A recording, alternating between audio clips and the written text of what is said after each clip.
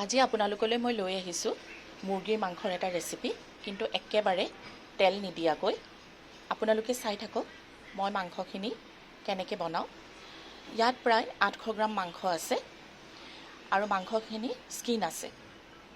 এতিয়া মই প্ৰথমে মাংসৰ পৰা স্কিনটো আঁতৰাই ল'ম।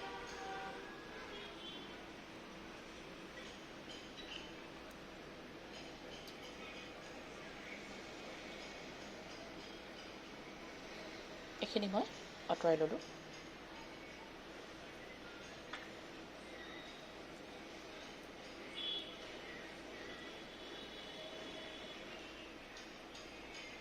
ইয়াতো আছে।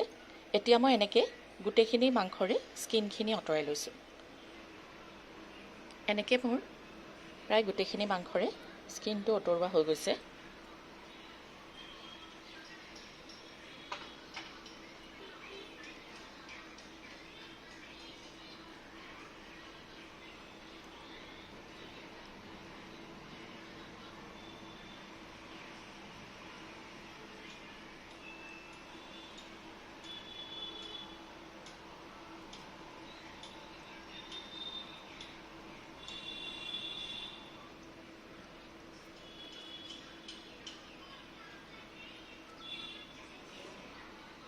এয়া চাওক, এইখিনি মাংসত ইমানখিনি স্কিন ওলালে আৰু এইখিনিৰ পৰা মই মাংসখিনিৰ পৰা চব উলিয়াই ল'লোঁ। এতিয়া মই এইখিনি চাফাকৈ ধুই ল'ম।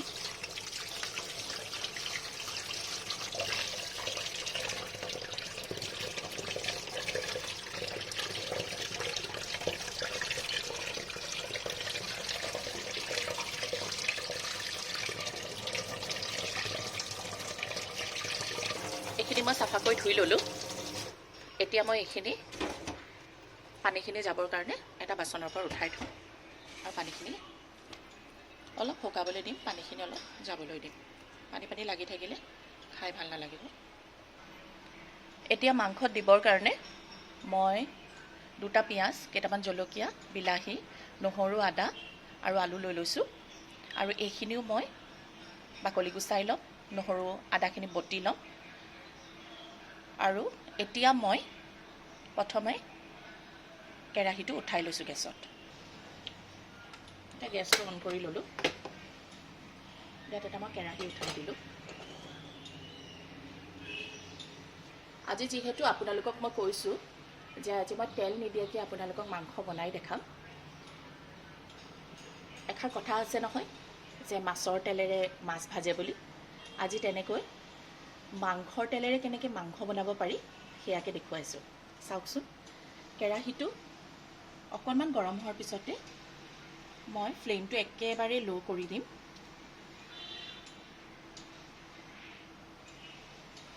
কেৰাহীটো অকণমান গৰম হৈছে, অকণমান। এতিয়া মই ইয়াতে স্কিনখিনি দি ল'ম। স্কিনখিনি কিন্তু আপোনালোকে এনেকৈ উভতাই পেলাই দিব, এনেকৈ।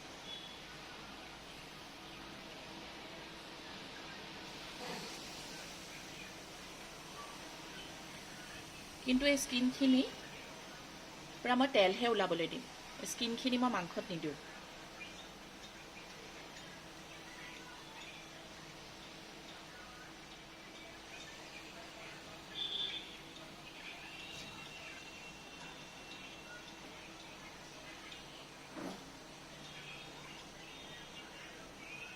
এনেকৈ মই গোটেই কেৰাহীতে এইখিনি মেলি দিছোঁ।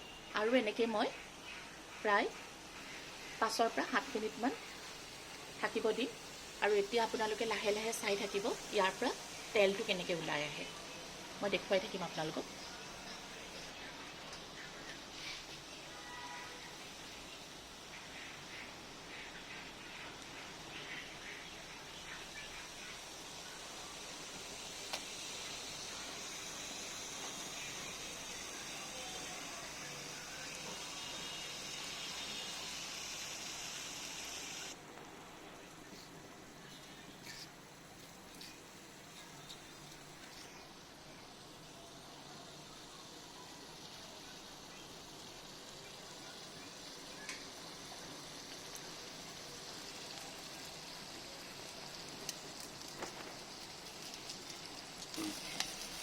এয়া চাওক স্কিনখিনিৰ পৰা তেল ওলাব আৰম্ভ হৈছে।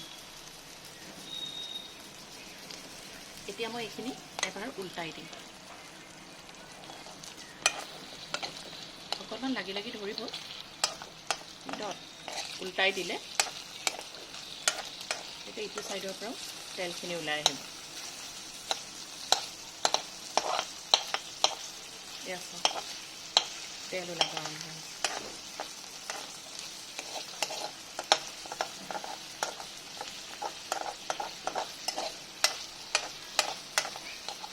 এনেকৈ মই এইখিনি এবাৰ উল্টাই দিম। এয়া চাওক মই এবাৰ ভালকৈ গোটেইখিনি উল্টাই দিলোঁ। এয়া দেখিছে এটা তেল ওলাইছে আৰু তেল ওলাব, কিন্তু এই কামটো কৰোঁতে অকণমান সময় লাগে। এনেকৈ নহয় যে বহুত পটাপট হৈ যাব, ধৰি লওক 5 পৰা 7 মিনিটমান সময় লাগে। এয়া এতিয়া ইয়াৰ পৰা আৰু তেল ওলাব। এয়াও মই আপোনালোকক দেখুৱাম,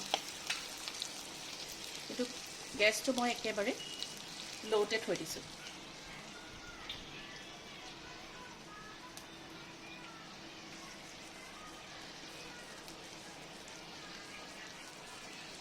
ইমানবিলাক ফেটছ খোৱাটো আমাৰ কাৰণে ভালো নহয়, স্বাস্থ্যৰ কাৰণে ইমান ভাল নহয়। সেইকাৰণে মই এইটো প্ৰচেছতে আপোনালোকক বনাই দেখাইছোঁ।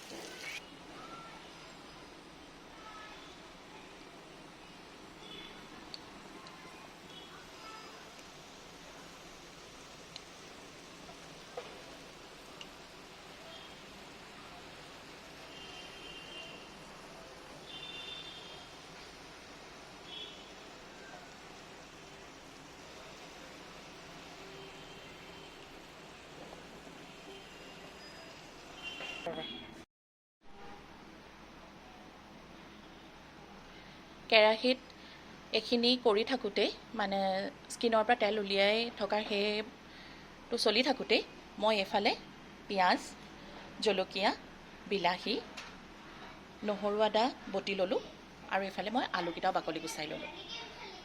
আৰু এইফালে আপোনালোকক মই দেখুৱাই আছোঁ, চাওক যথেষ্ট পৰিমাণে তেল ওলাই গ'ল। এয়া চাওক ইমানখিনি তেল মাংস বনাবৰ কাৰণে যথেষ্ট। ইয়াতকৈ আৰু বেছি তেলৰ প্ৰয়োজন নাই। এতিয়া মই স্কিনখিনি উলিয়াই এইখিনি মই পেলাই দিম। এইখিনি মই মাংসত ব্যৱহাৰ নকৰোঁ।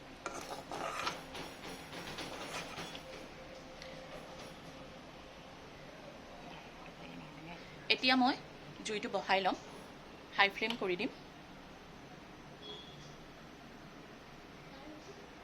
তেলটো গৰম হ'বলৈ দিছোঁ, গৰম হৈছে। এতিয়া মই ইয়াত আলুখিনি ফ্ৰাই কৰি ল'ম।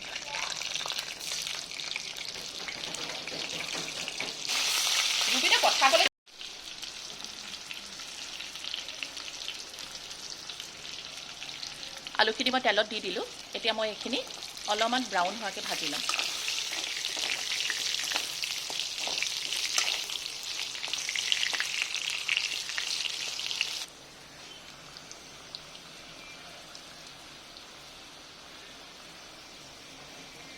আলুখিনি মই এটা ফালে ফ্ৰাই কৰি লৈছোঁ। তাৰপিছত স্কিনটো অকণমান ব্ৰাউন কালাৰ হৈছে। ইয়াত কিন্তু মই হালধি এতিয়া দিয়া নাই দেই,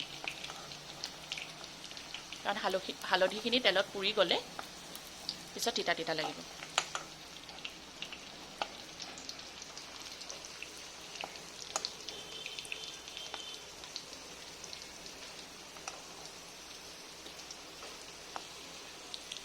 এইখিনি প্ৰায় হৈ গ'ল।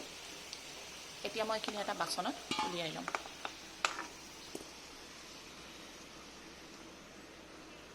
কিমান ধুনীয়া ফ্ৰাই হৈছে চাওক।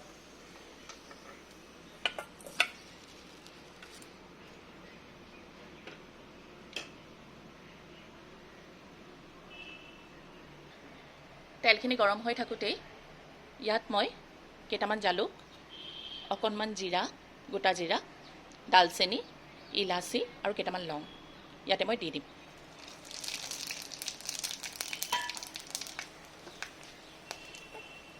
এইখিনি ফুটোতে মই ইয়াত কাটি থোৱা পিঁয়াজখিনি দি দিম।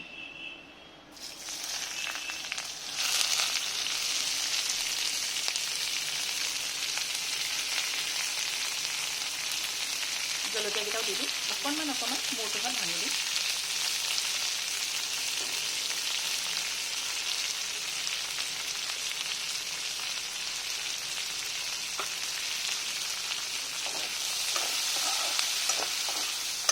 দেখিছে চাগে ইয়াত কিন্তু মই কোনো এক্সট্ৰা তেল ব্যৱহাৰেই কৰা নাই।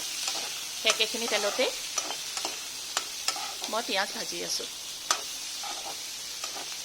এতিয়া মই জুইটো কমাই দিম, মিডিয়াম ল' কৰি দিম।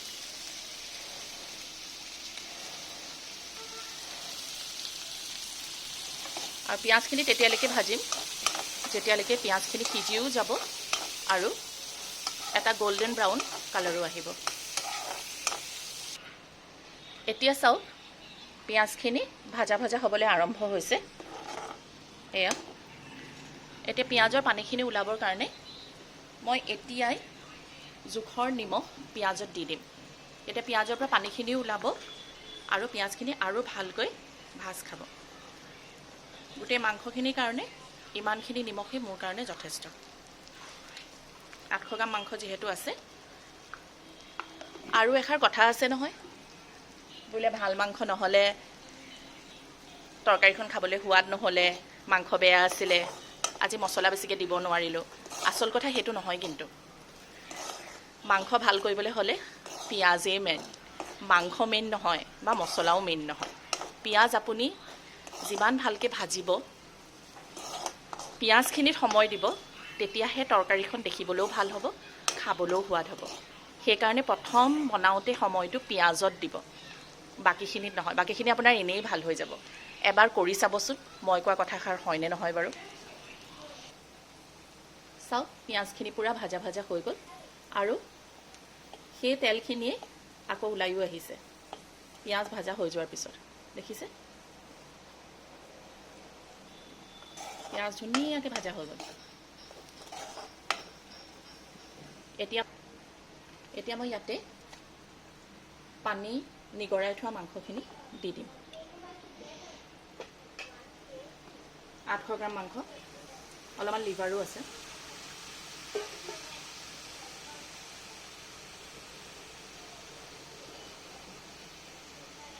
এতিয়া মই জুইটো অলপমান বঢ়াই দিম, মানে পূৰা ফুল ফ্লেম নহয় আৰু অলপমান বঢ়াই দিছোঁ।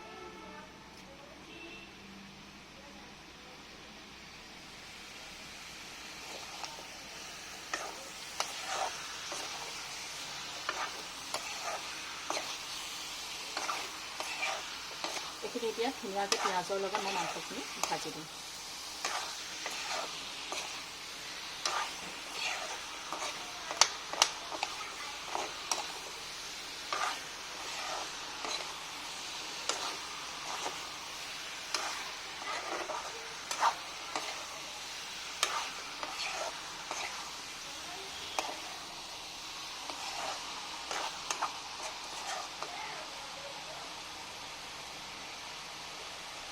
জুইটো পুনৰ মিডিয়াম ল' কৰি দিম।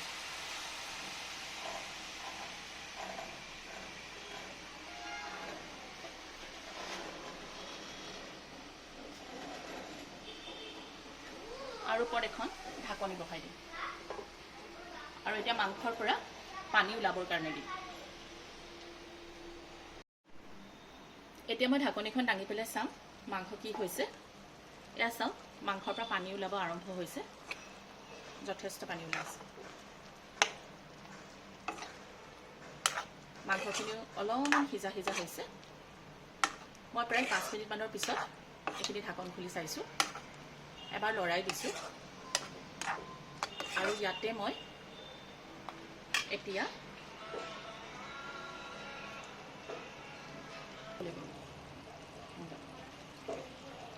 এতিয়া মাংসখিনি অলপমান সিজোঁতেই মই ইয়াত সৰু চামুচেৰে 1 চামুচ জিৰা গুড়ি, 1 চামুচ ধনিয়া গুড়ি আৰু অকণমান কচুৰি মেথি লৈছোঁ।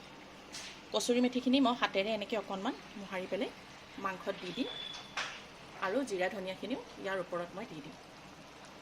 কিন্তু মই এইখিনি মাংসত হালধি ব্যৱহাৰ নকৰোঁ। এতিয়া মই এইখিনি ভালকৈ লৰাই দিম।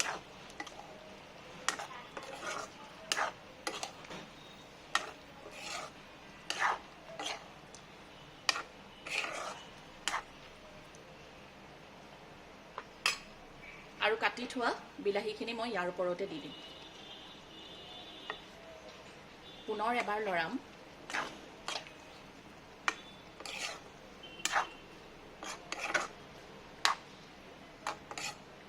লৰাই ঢাকুন লগাই দিম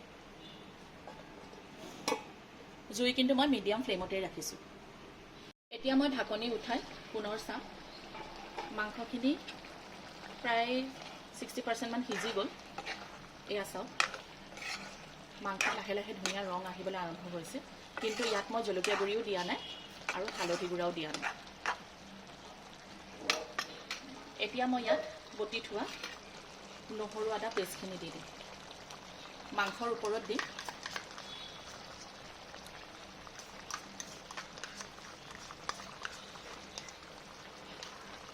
এনেকৈ ওপৰত থৈ মই ঢাকনখন পুনৰ লগাই দিম জুইটো এতিয়াও মই মিডিয়াম হিটতে ৰাখিছোঁ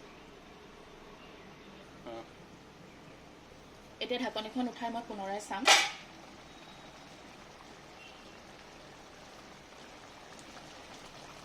নহৰুখিনি ইয়াত দি থৈছিলোঁ এতিয়া নহৰুখিনি মই মাংসৰ লগত মিলাই দিম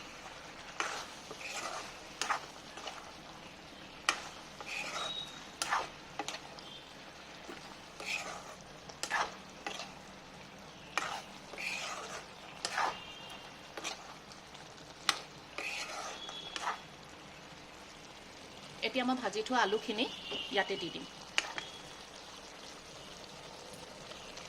কাৰণ আলুটো বহুত ভালকৈতো সিজা নাছিলে সেইকাৰণে এতিয়া মই মাংসত দি দিম তেতিয়া মাংসৰ ৰসটো আলুৰ ভিতৰত সোমাব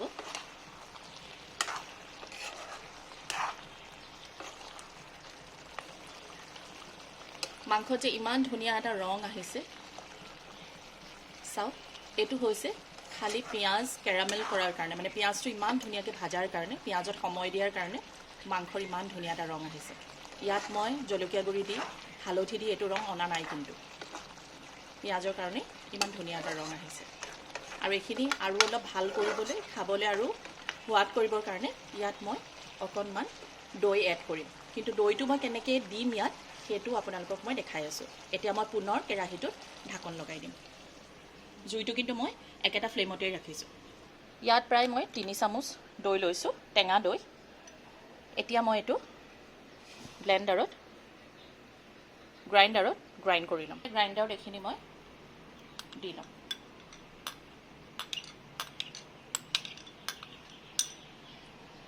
আৰু এইটো মই গ্ৰাইণ্ড কৰি ল'ম এতিয়া মই এইটো গ্ৰাইণ্ড কৰি ল'ম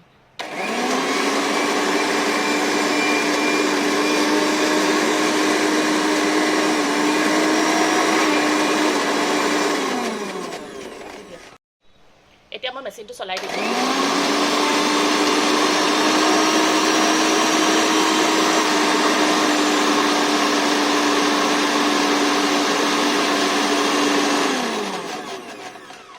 তেতিয়ালৈকে মই এইখিনি কৰিম যেতিয়ালৈকে ইয়াৰ ওপৰত এটা ক্ৰিমি টেক্সচাৰ নাহে চাওক কিমান ধুনীয়া এটা ক্ৰিমি টেক্সচাৰ আহিছে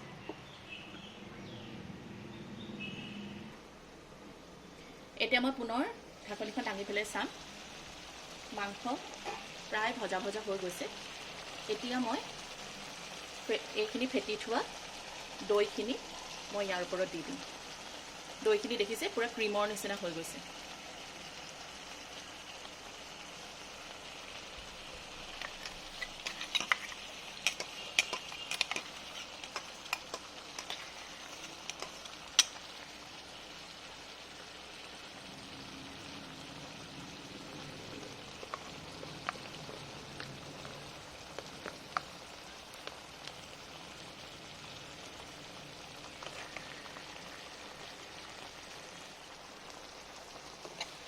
এতিয়া মই আকৌ এইখিনি লৰাই দিম মানে মিক্স কৰি লওঁ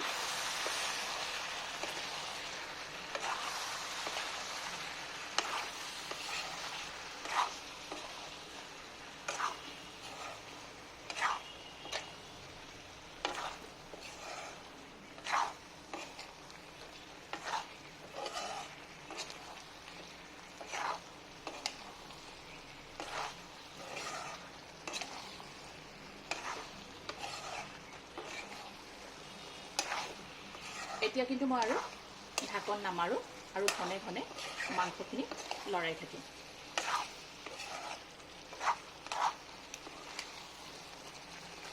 আৰু ইয়াত যে অলপমান পানী আছে, এই পানীখিনি মই শুকাই ইয়াৰ পৰা তেল ওলাবৰ কাৰণে দিম।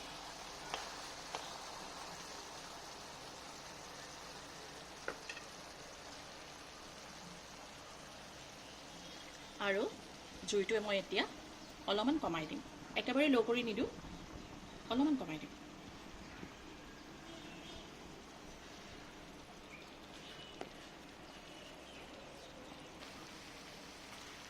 চাওক মাংস কি ধুনীয়া সিজি গ'ল, তেলো ওলাই আহিছে।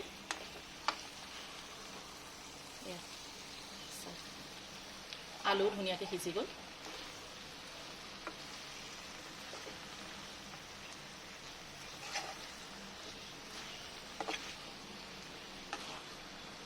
অকণমানো এক্সট্ৰা তেল নিদিয়া, হালধি নিদিয়া মাংস এয়া। আপোনালোকে ইচ্ছা কৰিলে এনেকৈ ভজা ভজাকৈও খাব পাৰে, কিন্তু মই ইয়াত সামান্য গ্ৰেভি কৰিম। এতিয়া মই জুইকুৰা বঢ়াই ল'ম, পূৰা ফুল ফ্লেম কৰি দিম।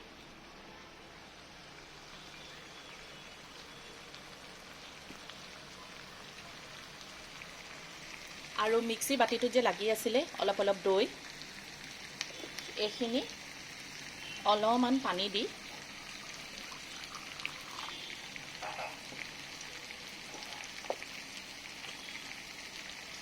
জোকাৰি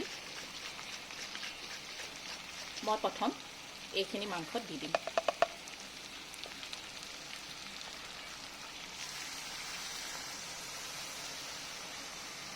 দিয়াৰ লগে লগে চাওক কি ধুনীয়া এটা ৰং আহিছে।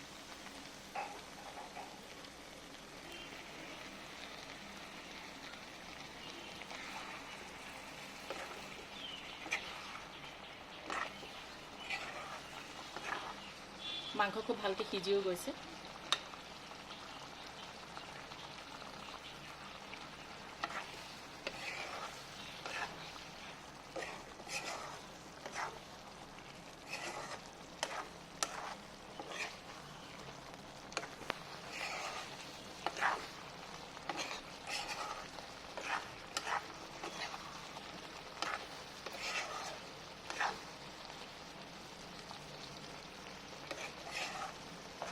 এতিয়া পানীটো শুকোৱা শুকোৱা টাইপৰ হৈ গৈছে।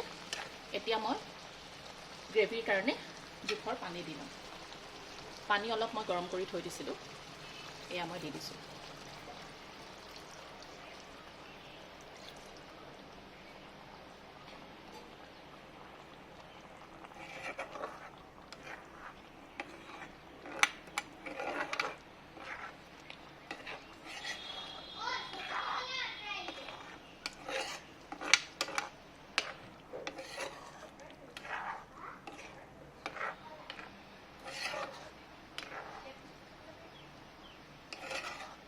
এইখিনি অকণমান উতলি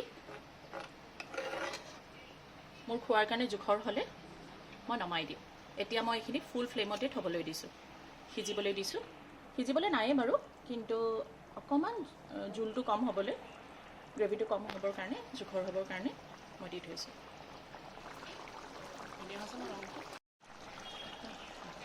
এয়া চাওক চিকেনৰ গ্ৰেভি মোৰ একেবাৰে ৰেডি। আমাৰ পৰিয়ালটোৰ কাৰণে ইমানখিনি গ্ৰেভি যথেষ্ট হৈ যাব। আলু ধুনীয়াকৈ সিজিলে, মাংসটো সিজিলেই, ৰংটো খুব ধুনীয়া হৈছে।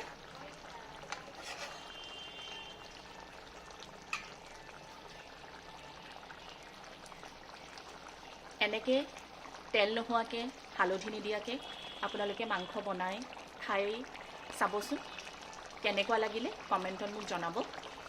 নিশ্চয় ভাল লাগিব আপোনালোকৰ। এতিয়া মই গেছটো অফ কৰি দিম।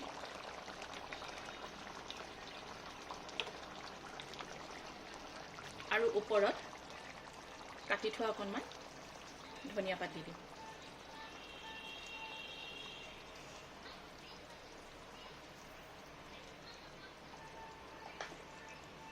আজিৰ চিকেনৰ গ্ৰেভি মোৰ ৰেডি, বা মুৰ্গী মাংসৰ জোল।